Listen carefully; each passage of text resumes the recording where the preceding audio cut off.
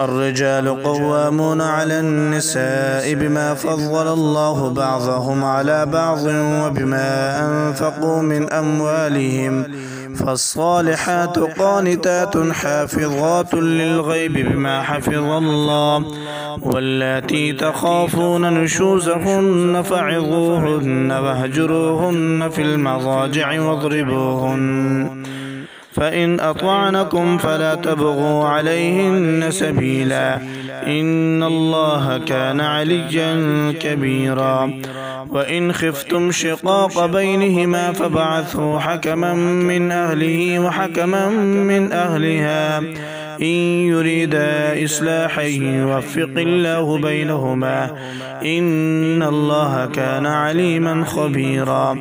واعبدوا الله ولا تشركوا به شيئا، وبالوالدين إحسانا، وبذي القربى واليتامى والمساكين والجار ذي القربى والجار الجنب والصاحب بالجنب وابن السبيل وما ملكت أيمانكم، إن الله لا يحب من كان مختالا فخورا.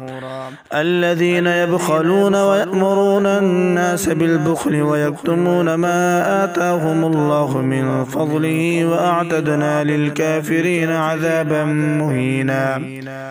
والذين ينفقون أموالهم رئاء الناس ولا يؤمنون بالله ولا باليوم الآخر، ومن يكن الشيطان له قرينا فساء قرينا. وماذا عليهم لو آمنوا بالله واليوم الآخر وأنفقوا مما رزقهم الله، وكان الله بهم عليما. إن الله لا يظلم مثقال ذرة، وإن تك حسنة يضاعفها ويؤت من لدنه أجرا عظيما.